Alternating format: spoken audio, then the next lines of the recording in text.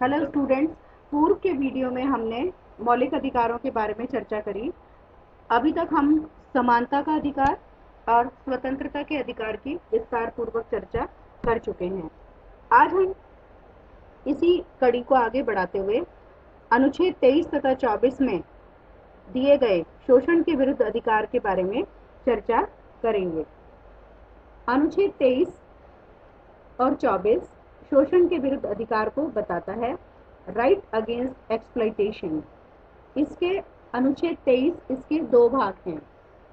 इसका जो first part है अनुच्छेद 23(1), यह मानव का दुर्व्यवहार यानी कि ह्यूमन ट्रैफिकिंग और बेगार बलाश्रम का विरोध करता है तथा इस संबंध में इस उपबंध का कोई भी उल्लंघन अपराध माना जाएगा और विधि के अनुसार दंडनीय घोषित कर दिया गया है।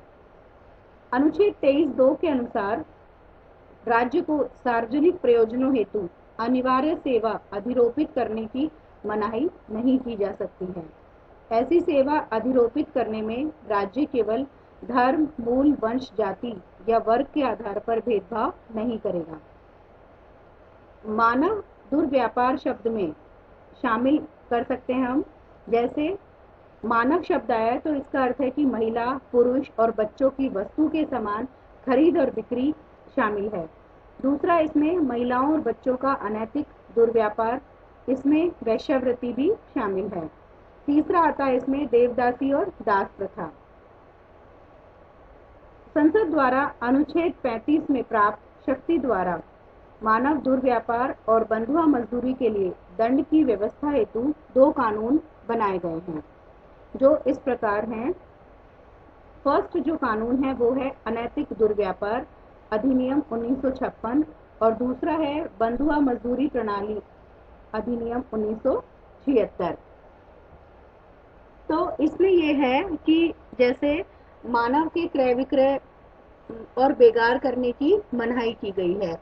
अगर कोई भी व्यक्ति इसका उल्लंघन करता है तो वह दंडनीय अपराध माना जाएगा।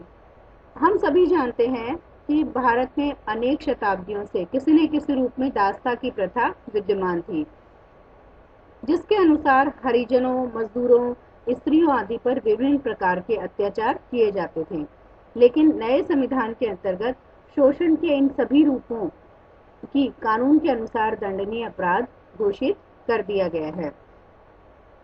लेकिन इसमें एक अपवाद है, जिस अपवाद की हमने बात करी थी कि यदि सार्वजनिक कार्यों के लिए सरकार अनिवार्य श्रम की योजना लागू कर सकती है, संकट अथवा युद्ध के समय प्रत्येक योग्य व्यक्ति को सेना में भर्ती होने के लिए विवश कर सकती है। लेकिन सरकार द्वारा ऐसा करने में किसी भी व्यक्ति के साथ धर्म, जाति, नस्ल या वर्ग आदि के आधार पर कोई भेदभाव नहीं किया जाएगा।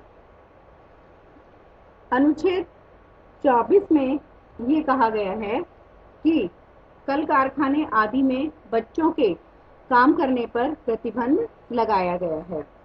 इसलिए जो सब बिंदु हैं, सब टाइटल्स में इसमें हम बताते हैं कि 14 वर्ष से कम आयु के किसी बच्चे को किसी कारखाने या खान में काम करने के लिए बाधित नहीं किया जाएगा या किसी अन्य जो संकट में नियोजन है उसमें नहीं लगाया जाएगा। दूसरी आता है कि संसद द्वारा 14 वर्ष से कम उम्र के बच्चों को जोखिमपूर्ण कार्यों में प्रतिबंध हेतु बनाए गए कानून कारखाना अधिनियम 1948, बागान श्रम अधिनियम 1951, खान अधिनियम 1952, बाल श्रम अधिनियम 1986, बाल श्रम निषेध एवं नियम संशोधन अधिनियम 2016 इसमें आते हैं। तो साधारण रूप से सरल शब्दों में हम ये कह सकते हैं कि अनुच्छेद 24 में व्यवस्था की गई है कि 14 वर्ष से कम आयु के बच्चों को किसी भी कल कारखाने में, खान में या कोई भी ऐसा जोखिम भरा काम हो जिसमें कि वो बच्चे को कष्ट हो सकता है, उसको नहीं लगाया जाएगा। दूसरी बात है कि इस तरह से शोषण के विरुद्ध जो अधिकार का उद्देश्य वास्तव में संविधान निर्माताओं का एक वास्तविक सामाजिक लोकतंत्र की स्थापना करना था। एक और इम्पॉर्टेंट चीज़ आपको कंपटीशन पॉइंट ऑफ व्यू से बताना चाहूँगी कि कैलाश सत्यार्थी द्वारा 2014 में शांति का नोबेल पुरस्कार मिला उन्हें। वो किस लिए मिला?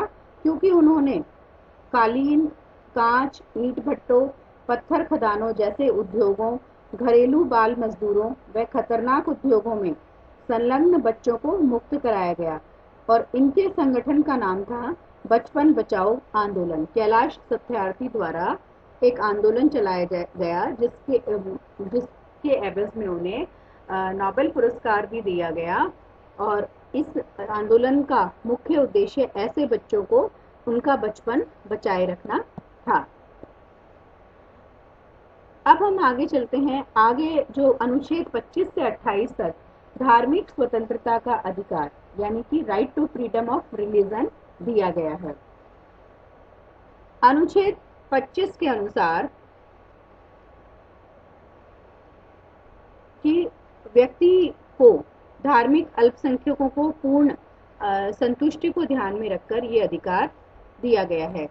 इसमें हम अंतःकरण की स्वतंत्रता का अधिकार है और धार्मिक मामले के प्रबंध करने का अधिकार है। इसके अलावा जो है वो शिक्षण संस्थाओं में धार्मिक शिक्षा या धार्मिक उपासना में उपस्थित रहने का अधिकार है या किसी विशिष्ट धर्म की अभिवृद्धि के लिए करों के समुदाय के संदर्भ में स्वतंत्रता दी गई है। अंतःकरण की स्वतंत्रता यानी कि अनुच्छेद 25 में कहा गया है कि सार्वजनिक व्यवस्था, सदाचार और स्वास्थ्य तथा इस भाग के अन्य उपबंधों के अधीन रहते हुए सभी व्यक्तियों को अपने अंतःकरण की स्वतंत्रता तथा कोई भी धर्म अंगीकार करने, उसका अनुसरण करने और प्रचार करने का अधिकार प्राप्त होगा। जैसे फॉर एग्जाम्पल सिखों द्वारा कृपाण धारण करना और उसको लेकर चलना धार्मिक स्वतंत्रता का अंग माना गया है। नेक्स्ट आता है अनुच्छेद 26 के अनुसार प्रत्येक धर्म के अनुयायियों को धार्मिक संस्थाओं तथा दान से स्थापित सार्वजनिक सेवा संस्थाओं की स्थापना और उनके पोषण का अधिकार है। धर्म संबंधी निजी मामलों में स्वयं प्रबंधन का अधिकार है। इसी संदर्भ में चल तथा अचल संपत्ति के अर्जन और स्वामित्व का अधिकार है। उत्तम संपत्ति का विधि के अनुसार संचालन करने का अधिकार है। तो ये है कि भाई कोई भी व्यक्ति धार्मिक रूप से किसी भी तरह से उसको प्रताड़ित नहीं किया जा सकता है। एक बात और इम्पोर्टेंट यहाँ पर हम बताना चाहेंगे कि अनुच्छेद 27 में कहा गया है राज्य किसी भी व्यक्ति को ऐसे कर देने के लिए बाध्य नहीं कर सकता है जिसकी आय किसी विशेष धर्म अथवा धार्मिक संप्रदाय की उन्नति या पोषण के व्यय करने के लिए विशेष रूप से निषेध कर दी गई है। तो इसमें वो किसी भी तरह का टैक्स देने के लिए वो सरकार द्वारा उसे बाध्य नहीं किया जा सकता है। अनुच्छेद 28 के अनुसार धार्मिक शिक्षण संस्थाओं में जो राजकीय शिक्षण संस्थाओं में धार्मिक शिक्षा को निषिद्ध किया गया है। मतलब ये है कि किसी भी प्रकार के जो गवर्नमेंट इंस्टीट्यूशंस हैं उनमें किसी भी प्रकार की धार्मिक शिक्षा नहीं दी जाएगी और ना ही जो राज्य द्वारा मान्यता प्राप्त शिक्षण संस्थाएं हैं जिन्हें राज्य द्वारा ऐड मिलती हो उनको भी किसी भी प्रकार के धर्म विशेष की शिक्षा ग्रहण करने के लिए बाध्य नहीं किया जाएगा। लेकिन कुछ परिस्थितियों में इन पर भी प्रतिबंध लगाए गए हैं, जैसे राज्य सार्वजनिक व्यवस्था, नैतिकता एवं स्वास्थ्य आदि के हित में इसके प्रयोग पर प्रतिबंध लगा सकता है। इसी प्रकार आर्थिक, सामाजिक या किसी प्रकार के सार्वजनिक हित की दृष्टि से राज्य धार्मिक क्षेत्र में हस्तक्षेप कर सकता है। राज्य सामाजिक हित और सुधार संबंधी कार्य भी कर सकता है, चाहे ऐसा करते हुए धार्मिक क्षेत्र में उसे हस्तक्षेप ही क्यों ना करना पड़े। तो ये थे, और वास्तव में जो धार्मिक शिक्षा का एक छोटा सा अर्थ बताते हैं हम यहाँ कि धार्मिक शिक्षा से अर्थ है एक विशेष धर्म और उसके विविध पहलुओं जैसे उसके विश्वास, सिद्धांत, अनुष्ठान, रीति रिवाज, संस्कार और व्यक्तिगत भूमिकाओं की शिक्षा देना है। दूसरी बात है कि क्लियर कट है ये कि राज्य द्वारा अगर कोई शिक्षण संस्था पूरी तरह से वित्त से पोषित है तो उसमें कोई भी धार्मिक शिक्षा नहीं दी जाएगी। दूसरा है, राज्य द्वारा आर्थिक सहायता प्राप्त शिक्षा संस्थाएं में धार्मिक शिक्षा दी जा सकती है, लेकिन बाध्य करके नहीं दी जा सकती है। इस तरह से कि अगर कोई शिक्षण संस्थान ऐसा है जो पूरी ना तो उसमें राज्य द्वारा पोषित है या कोई भी सुविधाएं प्राप्त है, तो वह ऐसी शिक्षा धार्मिक शिक्षा देने के लिए बाध्य कर सकता है। भारतीय जो धर्मनिरपेक्षता है वो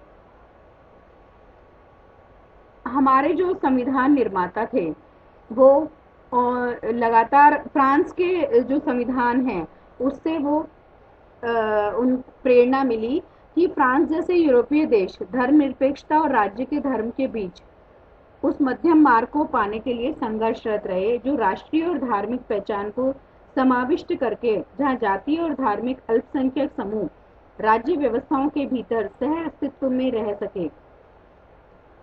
फ्रांस में इस संघर्ष को इस्लामी कपड़ों, कोशर या हलाल भोजन और बुर्के पर प्रतिबंध के रूप में देखा जा सकता है। लेकिन धर्मनिरपेक्ष भारत के अनुभव फ्रांस में प्रचलित धर्मनिरपेक्षता के कठोर रूप को एक प्रेरणा प्रदान कर सकती हैं।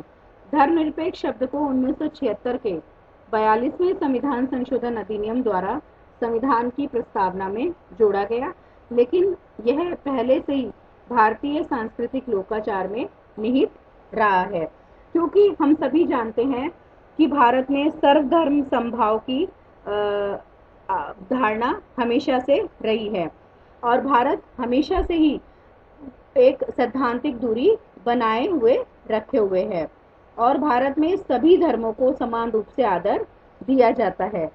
तो हम ये कह सकते हैं कि भारत में पश्चिम की तुलना में बहुत कम लोग कट्टरपंथियों की चपेट में आए हैं और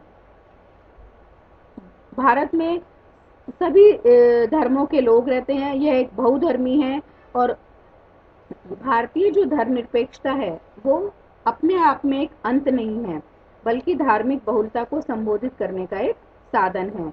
विभिन्न धर्मों के बीच शांतिपूर्ण सह अस्तित्व की प्राप्ति का लक्ष्य रखता है। वैश्वीकरण के युग में जब लगभग सभी देश बहुधार्मिक हो गए हैं, तो अब यह समय की आवश्यकता हो गई है कि वे भारत से भारतीय धर्मनिरपेक्षता की प्रेरणा ग्रहण करें। Thank you so much.